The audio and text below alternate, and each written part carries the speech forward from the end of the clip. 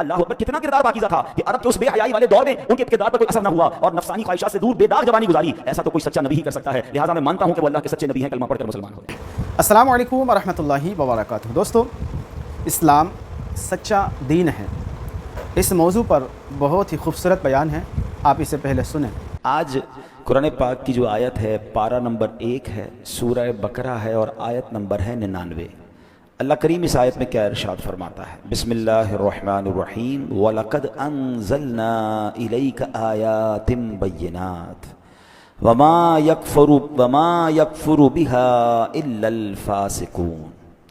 اللہ کریم قرآن مجید فرقان حمید کی اس آیت پہ کیا ارشاد فرماتا ہے؟ آسان ترجمہ قرآن کنز العرفان. اور بے شک ہم نے تمہاری طرف روشن آیتیں نازل کی اور ان کا انکار صرف نافرمان ہی کرتے ہیں. اب ذرا غور کیجئے، یہ آیت کے پیچھے پس منظر کیا ہے، شان نزول کیا ہے. ابن سوریہ نام کا ایک غیر مسلم تھا، بنی اسرائیل میں سے تھا. حضرت عبداللہ ابن عباس رضی اللہ تعالیٰ عنہما فرماتے ہیں کہ ایک دن ابن سوریہ نبی پاک علیہ السلام کے سامنے بڑی جرت اور جسارت کرتے ہوئے، بدتمیزی کرتے ہوئے کہتا ہے، اے محمد صلی اللہ تعالیٰ علیہ وسلم، آپ کوئی ایسی چیز نہیں لائے جسے ہم پہچانتے ہو. اللہ پاک نے آپ پر کوئی واضح نشانی نہیں اتاری. اس بدبخت کے جواب میں اللہ کریم نے آیت کریمہ نازل فرمائی. کیا آیت ہے جو ابھی ہم نے سنی؟ وَلَقَدْ أَنزَلْنَا إِلَيْكَ آيَاتٍ بَيِّنَاتٍ وَمَا يَكْفُرُ بِهَا إِلَّا الْفَاسِقُونَ. اور بے شک ہم نے تمہاری طرف روشن آیتیں نازل کی اور ان کا انکار صرف نافرمان ہی کرتے ہیں. ایک روایت یوں بھی ہے کہ حضرت معاذ بن جبل رضی اللہ تعالیٰ عنہ ایک دن یہودیوں کو شرم دلاتے ہوئے فرماتے ہیں. حضرت معاذ بن جبل بھی ایمان لائے تھے نا، تو وہ یہودیوں کو شرم دلاتے ہوئے فرماتے ہیں کہ تم وہ ہو جو ہمیں آخری نبی کی نشانیاں بتاتے تھے. تم نے ہی وہ نشانیاں بتائیں جنہیں دیکھ کر ہم نے کلمہ پڑھ لیا. جب پیارے آقا تشریف لائے، تم نے جو نشانیاں بتائیں وہ ہم نے ان میں دیکھی، ہم نے کلمہ پڑھ لیا، مگر تم کلمہ کیوں نہیں پڑھتے؟ اللہ اکبر. تو یہودی کہتے ہیں کہ تورات میں جو نشانیاں لکھی ہیں یہ وہ نبی نہیں ہیں، یہ کوئی واضح نشانی لے کر نہیں آئے. ان کے جواب میں اللہ نے یہ آیت نازل فرمائی، وَلَقَدْ أَنزَلْنَا إِلَيْكَ آيَاتٍ بَيِّنَاتٍ وَمَا يَكْفُرُ بِهَا إِلَّا الْفَاسِقُونَ. اور بے شک ہم نے تمہاری طرف روشن آیتیں یعنی روشن واضح نشانیاں نازل فرمائیں اور ان کا انکار صرف نافرمان ہی کرتے ہیں. اللہ اکبر. ایسی واضح نشانیاں قرآن کہتا ہے جس کا کوئی انکار نہیں کر سکتا. ہاں، صرف فاسق طبیعت والے جو محض دشمنی اور عداوت رکھتے ہیں وہ انکار کرنے والے ہیں. اللہ اکبر. اب اس آیت کا پہلے تو تفصیل تو سمجھیں گے، مگر ذرا اسلوب دیکھیں، انداز قرآن دیکھیں. مجھے بتائیں نا، اعتراض کون کر رہا ہے؟ کفار کر رہے ہیں، یہودی کر رہے ہیں کہ نبی پاک پر کوئی واضح نشانی نہیں. اللہ کریم ان کو جواب نہیں دے رہا کہ اے ابن سوریہ یا اے یہودیوں تم جھوٹے ہو. اللہ اپنے حبیب سے گفتگو فرما رہا ہے. اس آیت قرآنی کا جو رخ ہے، جو مخاطب ہے، وہ کون ہے؟ وہ سرکار دو عالم علیہ الصلوۃ والسلام ہے. اللہ نے یہ نہیں فرمایا کہ اے ابن سوریہ ہم نے بڑی نشانیاں نازل کی، بلکہ فرمایا اے محبوب ہم نے آپ پر بہت سی واضح نشانیاں ظاہر کی ہیں، نازل فرمائی ہیں. سوچئے، اب اللہ پاک نے نشانیاں اتاری ہیں، نبی پاک علیہ الصلوۃ والسلام پر اتاری ہیں. پیارے آقا تو جانتے ہیں کہ میرا ہاتھ بھی معجزہ ہے، میری نگاہ بھی معجزہ ہے. آپ جانتے تھے کہ میری زبان بھی معجزہ ہے، میرے پاکیزہ قدم بھی معجزہ ہیں. مجھے رب کائنات نے سر سے لے کر قدم تک سراپا معجزہ بنا کر بھیجا ہے. جب نبی پاک یہ بھی جانتے کہ پورا قرآن کریم معجزہ ہے، قرآن کریم کی ہر آیت جو ہے وہ کفار کے لیے واضح دلیل ہے، تو پھر جب اللہ پاک نے یہ کیوں فرمایا کہ اے محبوب ہم نے تمہاری طرف روشن آیتیں نازل کی، انکار کوئی اور کر رہا ہے، بتایا اپنے حبیب کو جا رہا ہے جن کو پہلے سے معلوم ہے کہ اللہ نے کتنی واضح نشانیاں مجھے عطا فرمائیں. تو یہ کویسچن تو بنتا ہے نا کہ اعتراض کرنے والا کوئی اور ہے اور بتایا حبیب علیہ الصلوۃ والسلام کو جا رہا ہے. اللہ اکبر. اصل میں یہ بڑی محبت بھری بات ہے. جب غیر مسلم انکار کرتے تھے نا نبی پاک کا اور ان کی نشانیوں کا، تو اب پیارے آقا کے دل پر رنج طاری ہوتا تھا، آپ غمگین ہو جاتے تھے. تو سرکار دو عالم علیہ السلام کا جب دل پاک دکھی ہوتا تو اللہ کریم ابن سوریہ کو جواب دینے کی بجائے کلام اپنے محبوب علیہ الصلوۃ والسلام سے فرما رہا ہے. گویا یہ بتایا جا رہا ہے کہ اے محبوب علیہ الصلوۃ والسلام یہ بدبخت اس لائق نہیں ہیں کہ ان سے بات کی جائے, انہیں منہ لگایا جائے. آپ دل رنجیدہ نہ کریں, یہ جو بدبخت بکواس کر رہے ہیں یہ اپنے بد باطنی کا اظہار کر رہے ہیں. آپ رنجیدہ نہ ہو, اپنے رب کریم کی عنایتوں کی طرف نظر فرمائیے. اللہ نے تو آپ کو کیا کیا عطا فرمایا ہے. اب بات سمجھ رہے ہیں کہ وہ منہ لگانے کے قابل نہیں, آپ ان کی باتوں پر دل رنجیدہ کیوں کر رہے ہیں. اے محبوب تمہارے رب نے تمہیں کتنی واضح نشانیاں عطا فرمائی ہیں.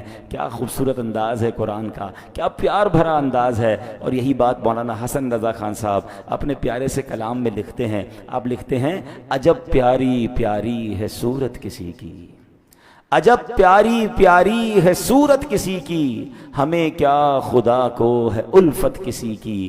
کسی کو کسی سے ہوئی ہے نہ ہوگی, خدا کو ہے جتنی محبت کسی کی. اللہ کتنا محبت فرماتا ہے اپنے حبیب علیہ الصلوۃ والسلام سے. اب میرے پیارے اسلامی بھائیوں, اس بات کو ایک اور واقعے کے ذریعے سمجھیے. ایک بار محبوب سرکار دو عالم علیہ الصلوۃ والسلام کہیں تشریف فرما تھے, آپ کے جسم اقدس سے خون بہہ رہا تھا.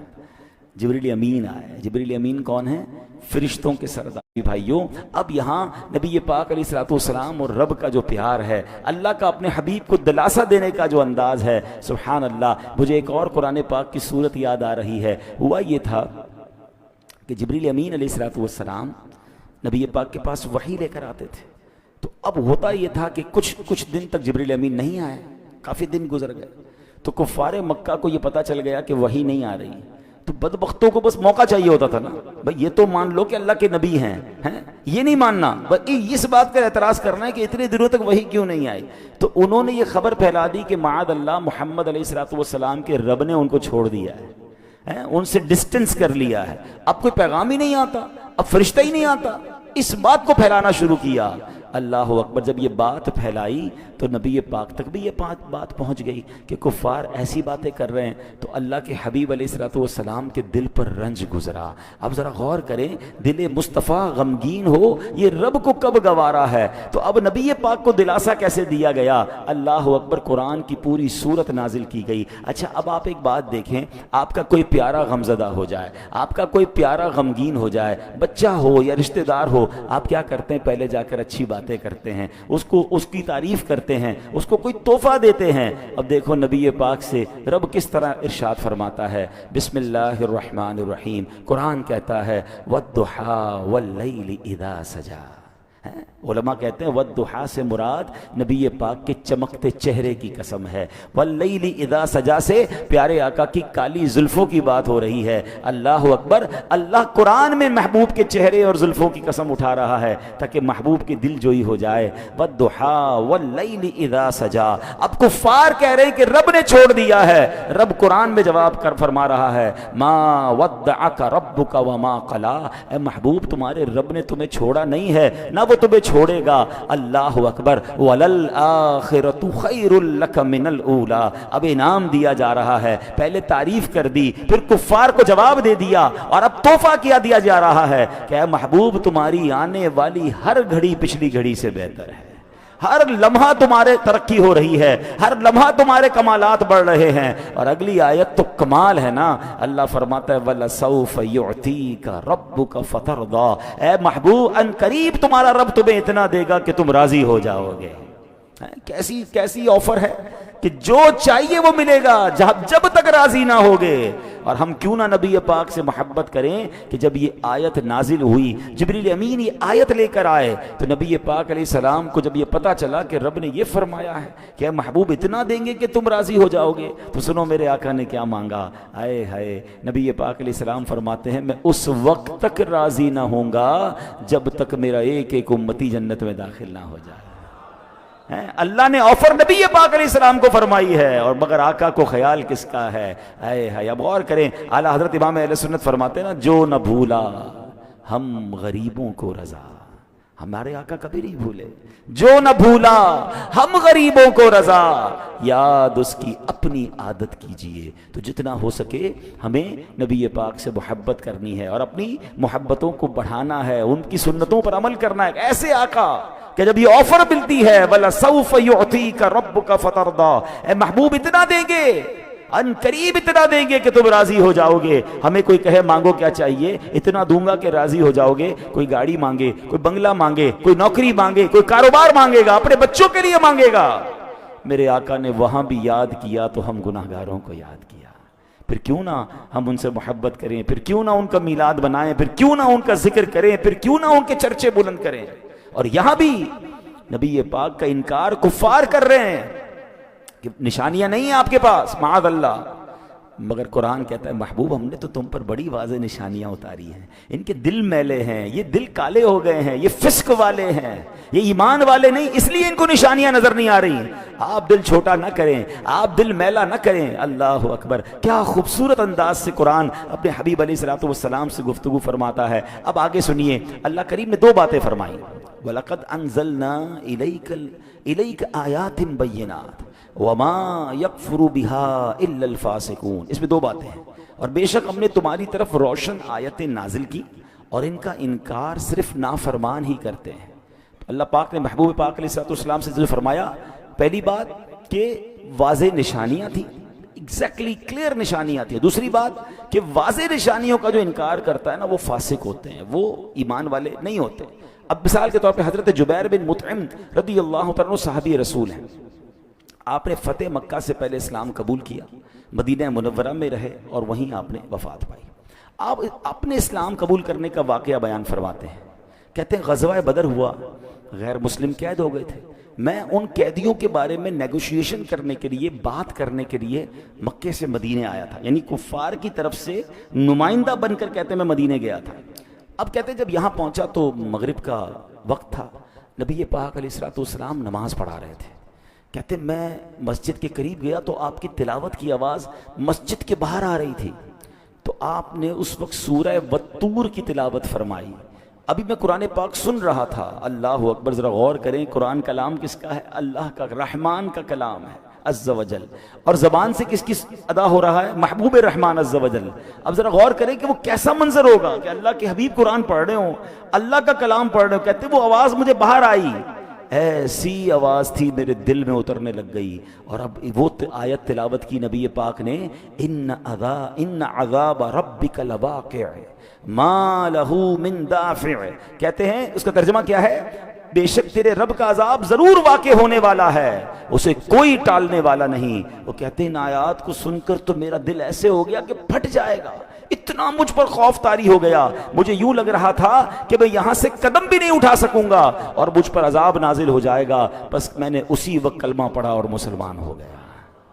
دل صاف ہو تو قرآن کی ایک ایک آیت اثر کرتی ہے، کہتے ہیں ایسی نشانی کہ ایک آیت دو آیتیں سنی تو دل بدل گیا، قرآن ایسا اثر رکھتا ہے۔ ارے دل پاک ہو تو قرآن اس طرح جا کر سبحان اللہ دلوں کو بدل دیتا ہے۔ فارسی کا شعر ہے نا، کتاب زندہ قرآن حکیم، کتاب زندہ قرآن حکیم، حکمت اولا یزال است و قدیم، یعنی قرآن مجید زندہ و جاوید کتاب ہے، اس میں بیان کی گئی تعلیمات قیامت تک کے تمام مسائل کے حل کے لیے کافی ہیں اور بہتر بھی ہیں۔ سبحان اللہ، آج بھی جس کا دل نرم ہو، دل میں کچھ پاکیزگی ہو، آپ دیکھیں جب امام صاحب تلاوت کرتے ہیں، کوئی اچھے قاری صاحب تلاوت کرنے والے مل جائیں، قرآن سمجھ نہیں آتا مگر آنسو نکلنا شروع ہو جاتے ہیں، دل لرزنا شروع ہو جاتا ہے۔ رحمت کی باتیں ہوں، کبھی کبھی سورہ رحمان سنتے ہیں، حالانکہ ہر آیت کا مطلب سمجھ نہیں آتا، مگر جب فَبِأَيِّ آلَاءِ رَبِّكُمَا تُكَذِّبَانِ کانوں سے ٹکراتا ہے تو اللہ کی رحمت کا تصور بن جاتا ہے۔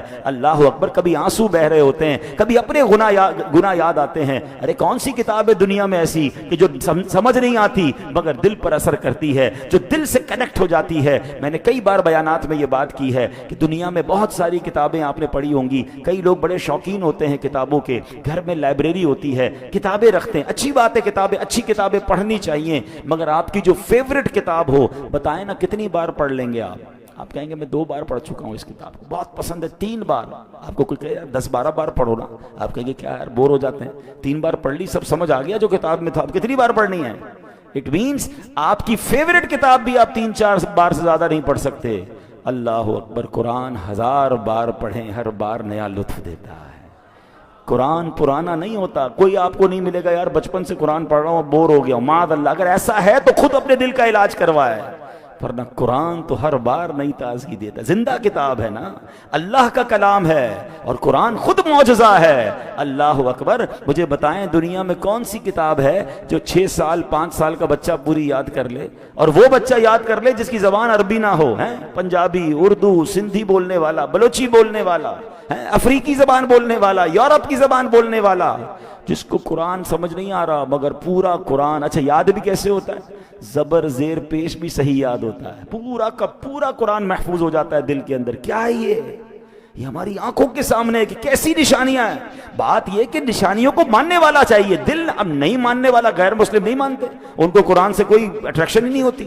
مگر آپ دیکھیں کہ جس نے قرآن کو صحیح پڑھا, آپ کو پتہ ہے 9/11 کے بعد امریکہ میں سب سے زیادہ اسلام پھیلا. کیوں؟ کیونکہ بہت پروپیگنڈا ہوا اسلام کے خلاف. تو لوگوں نے قرآن پڑھنا شروع کیا کہ قرآن میں کیا کیا لکھا ہے جو مسلمان ایسا کرتے ہیں, اتنی بری باتیں بتاتے ہیں ان کے بارے میں.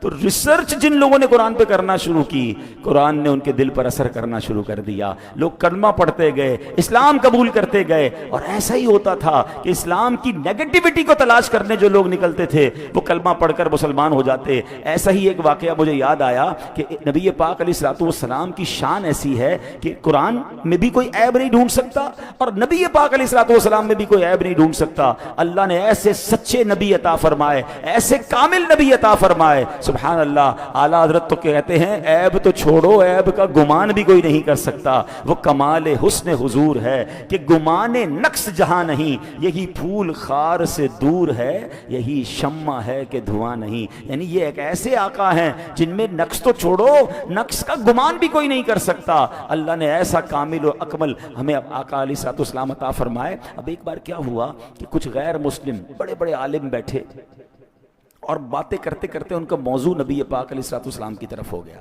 کہ پیارے آقا علیہ الصلوۃ والسلام کے بارے میں بات کر رہے تھے. سب غیر مسلم تھے, اچھی باتیں تو نہیں کرنی تھی انہوں نے, کوئی عیب ڈھونڈتے ہیں معاذ اللہ, کوئی غلط بات کرنا چاہتے ہیں. اب بات شروع ہوئی تو کسی نے معاذ اللہ برائی کے طور پر بیان کیا کہ نبی پاک علیہ السلام نے, یعنی مسلمانوں کے نبی نے تو 11 نکاح کیے. اس کو عیب سمجھ کر بیان کر رہے تھے. سب ان گستاخیوں میں اپنا اپنا حصہ ملا رہے تھے, معاذ اللہ برا بھلا کہہ رہے تھے. ایک اور غیر مسلم بیٹھا تھا, خاموش بیٹھا تھا, کہ تم بھی تو کچھ کہو اس بارے میں.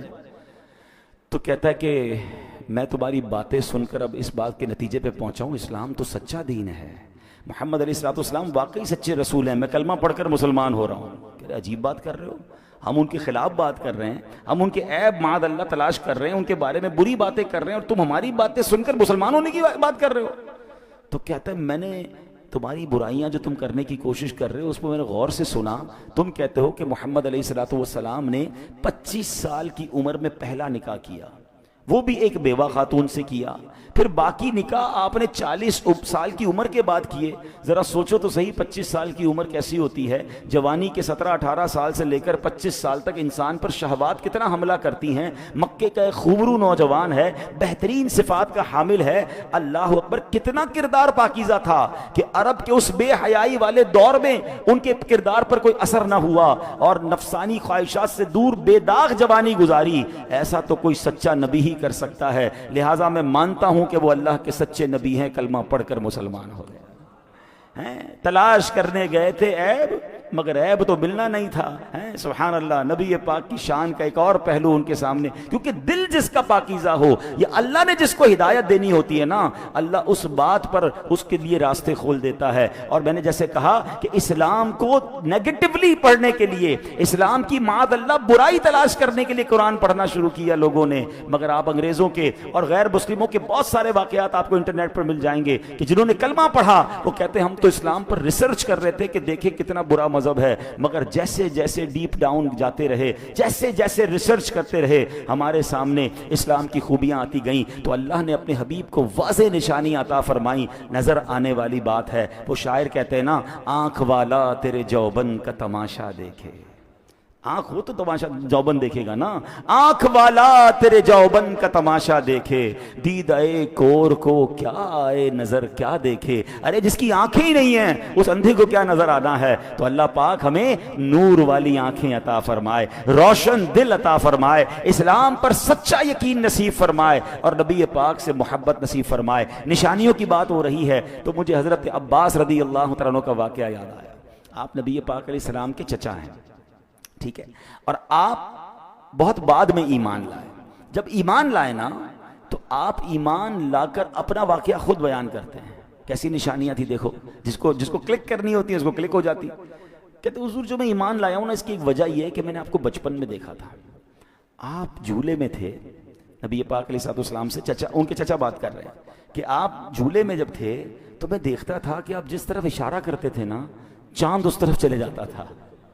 اب یہ بڑی کمال کی بات ہے، میں یہاں ایک تھوڑی سی مسکرانے والی بات بھی کر دوں جو آپ کو ریلیٹ کرے گی۔ مثال کے طور پر آپ سے یا مجھ سے کبھی کبھی ہمارے چچا، تایا، دادا جان جو بزرگ گھر میں ہوتے ہیں وہ کبھی کبھی آتے ہیں یا ملتے ہیں ہم ان سے، تو وہ ہمارے بچپن کی کوئی بات بتاتے ہیں کہ بیٹا تم بچپن میں یہ کرتے تھے۔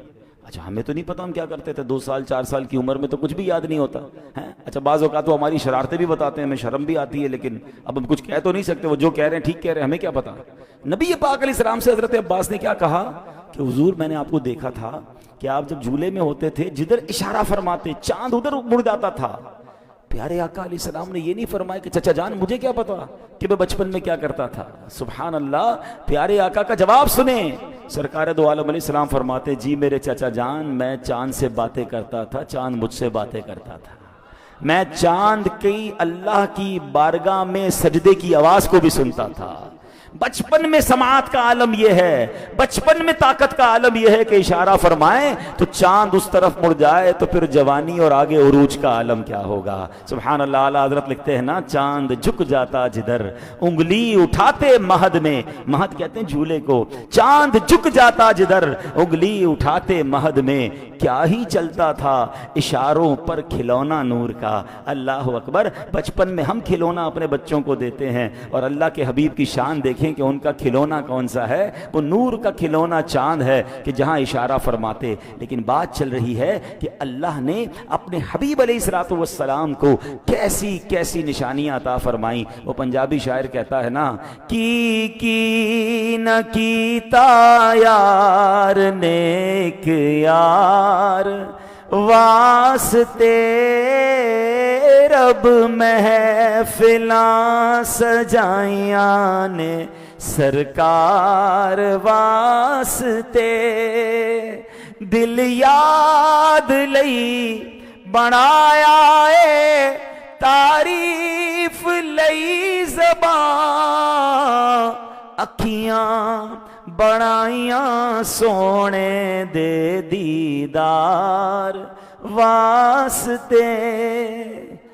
اب یہاں اللہ اپنے حبیب سے کتنی محبت فرما رہا ہے، یہ تو اس شاعر نے بیان کیا، مگر ایک میسج ہمیں بھی دے دیا کہ دل کس لیے بنایا ہے، دل یاد لئی بنایا۔ یہ دل اللہ نے اپنے اور اپنے حبیب علیہ السلام کی یاد کے لیے بنایا ہے۔ تعریف لئی زبان، اللہ نے اپنے اور اپنے رسول کی تعریف کے لیے زبان بنائی ہے، اور اکھیاں بنائیاں سونے دے دیدار واسطے۔ یہ دل اور دماغ اور یہ چیزیں کس لیے دی ہیں؟ برے کام کرنے کے لیے۔ ایک طرف تو تمنا کرتے ہیں کہ سینہ بنے مدینہ، بڑی اچھی بات ہے، مگر اس سینے میں تکبر بھی تو ہے۔ جس کے سینے میں تکبر ہے، جس کے سینے میں بغض ہے، جس کے سینے میں برائیاں ہیں، وہ کیسے تمنا کرتا ہے کہ سینہ مدینہ بن جائے؟ پہلے صاف تو کرے۔ زبان گندی باتیں کرتے ہوئے تھکتی نہیں ہے، غیبت کرتے ہوئے، جھوٹ بولتے ہوئے تکلیف پہنچا رہے ہیں، نہیں، تعریف کے لیے زبان بنائی ہے۔ تلاوت کریں نا، اللہ کا ذکر کریں، درود پاک پڑھیں، اچھی باتیں کریں۔ ذکر الہی کی بڑی قسمیں ہیں، ایک قسم تو یہ کہ اللہ اللہ کر رہے ہیں، سبحان اللہ پڑھ رہے ہیں، الحمدللہ، یہ بھی ذکر ہے، لیکن اللہ کے پیاروں کا ذکر بھی اللہ کا ذکر ہے۔ اللہ کے بندوں کو اللہ کی طرف بلانا یہ بھی اللہ کا ذکر ہے۔ تو یہ زبان کا ذکر یہ کرے نا۔ اور آنکھیں کیوں بنائی ہیں؟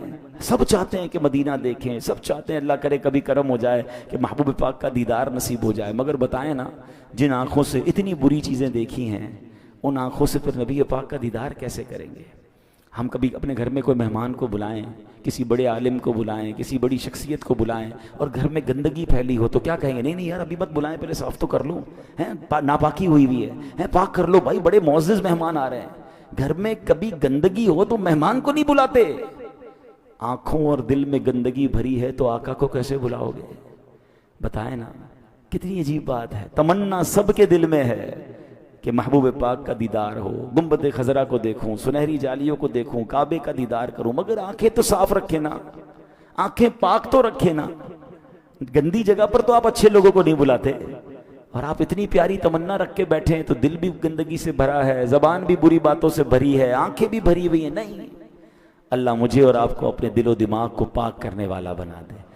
آنکھوں کی صفائی پتہ ہے کیسے ہوتی ہے؟ ندامت کے آنسو، پانی ڈال دیں نا گھر صاف کرنے کے لیے، یار گندگی ہے صاف کر لو۔ آنکھوں کی پاکی کیسے ہوگی؟ ہاں، ندامت کے اگر آنسو بہ جائیں، اللہ کی بارگاہ میں بندہ توبہ کے آنسو بہا لے تو پھر یہ آنکھیں پاک ہو سکتی ہیں۔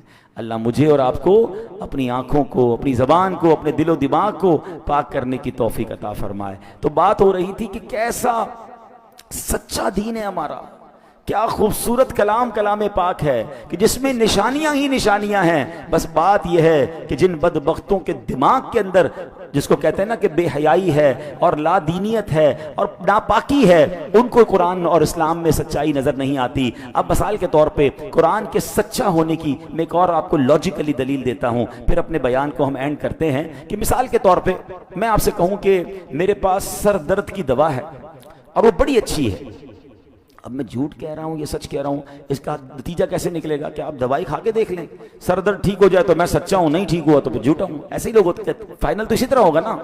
اب سنیے، اسلام سچا دین ہے اور اس کی واضح نشانی یہ ہے کہ اسلام جو کہتا ہے ویسا ہی ہوتا ہے۔ مثال کے طور پہ قرآن نے کہا نماز برائیوں کو روکتی ہے، ٹھیک ہے، آج بھی روک رہی ہے۔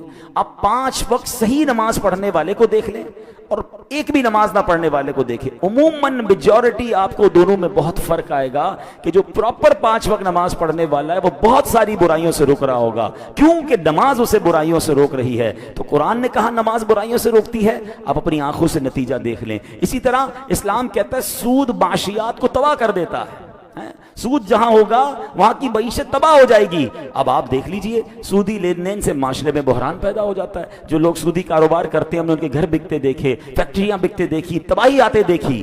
قرآن نے کہا، اسلام نے کہا، نتیجہ ہمارے سامنے ہے۔ جو قرآن کہتا ہے، جو اسلام بتاتا ہے، نتیجہ اپنی آنکھوں سے دیکھ لیں۔ اسی طرح اسلام کہتا ہے تم اللہ پاک کے فرما بردار ہو جاؤ، تمہیں دنیا اور آخرت میں بلندیاں عطا کر دی جائیں گی۔ اب اس کی مثال دیکھ لیں، جو قرون اولا ہے، صحابہ کا دور ہے، تابعین کا دور ہے، ارے سبحان اللہ 10 سال نہیں گزرے تھے مگر وقت کی سپر پاور اس وقت روم اور ایران جو تھے وہ مسلمانوں کے قدموں کے نیچے تھے اور وہاں اسلامی سلطنت قائم ہو گئی۔ کیوں؟ اسلام پر عمل کیا، قرآن پر عمل کیا، اللہ نے عروج عطا فرمایا۔ حضرت عمر بن عبدالعزیز کا صرف 2.5 سال کی حکومت کا دور تھا۔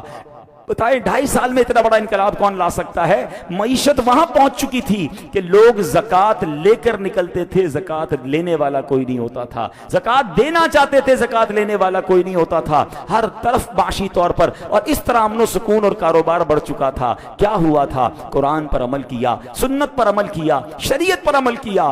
آج بھی اگر مسلمان 100% قرآن و شریعت پر عمل کرنا شروع کر دیں، ترقی سے کوئی نہیں روک سکتا۔ پرابلم یہ ہے کہ اسلام نے جو باتیں کی، قرآن نے جو باتیں ہم تک پہنچائیں، ہم عمل کرنے والے بن جائیں، نتیجہ خود سامنے آنے لگ جائے گا۔ اے میرے پیارے اسلامی بھائیوں، اب آخری بات سن لیجئے، اسلام کی حقانیت پر بات ہو رہی ہے۔ آج سائنس کا دور ہے، الٹرا ساؤنڈ کی مشین اس وقت جب ایجاد نہیں ہوئی تھی، سائنسدان ابھی تحقیق کر رہے تھے کہ ماں کے پیٹ میں بچہ بنتا کیسے ہے، اور جناب بیٹا ہے یا بیٹی ہے کسی طرح ہم اس کو پہچان لیں۔ امریکہ کا ایک ڈاکٹر تھا مارشل جانسن، وہ بھی اس تحقیق کی ٹیم میں شامل تھا۔ ایک مرتبہ اس کی ایک مسلمان سے ملاقات ہوئی، ملاقات کے دوران مسلمان نے قرآن مجید کی ایک آیت سنائی، وَقَدْ خَلَقَكُمْ أَطْوَارًا، ترجمہ، حالانکہ اس نے تمہیں کئی حالتوں سے گزار کر بنایا۔ ڈاکٹر جانسن کرسی پر بیٹھا تھا، جب اس نے آیت سنی کھڑا ہو گیا، کہتے ناممکن ہے، قرآن میں ایسی آیت نہیں ہو سکتی۔ مسلمان نے اسے وہ آیت دکھائی اور مزید آیتیں دکھائیں جس میں اللہ نے انسان کی تخلیق کے مرحلے بیان کیے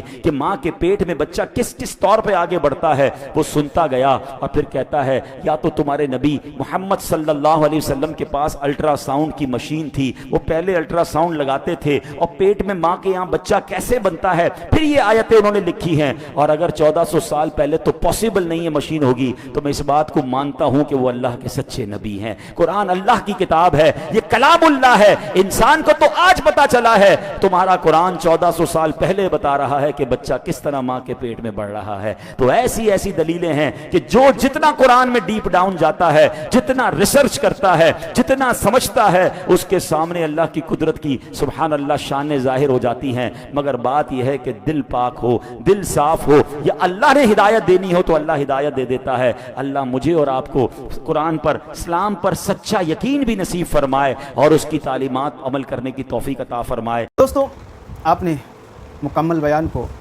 سنا، یہ بیان آپ کو کیسا لگا کمنٹ کر کے ضرور بتائیے گا۔ اور ہاں، یہ تو حقیقت ہے کہ اسلام ہی سچا دین ہے اور رب تبارک و تعالیٰ کا پسندیدہ دین بھی ہے۔ سو یہ ویڈیو لائک بھی کریں، شیئر بھی کریں، اور اس طرح کے مزید ویڈیو پانے کے لیے چینل کو سبسکرائب کر کے ہمارے ساتھ جڑے رہے۔ سو ملتے ہیں کسی اور ویڈیو میں، تب تک اپنا خیال رکھیں۔ خدا حافظ۔ السلام علیکم ورحمۃ اللہ۔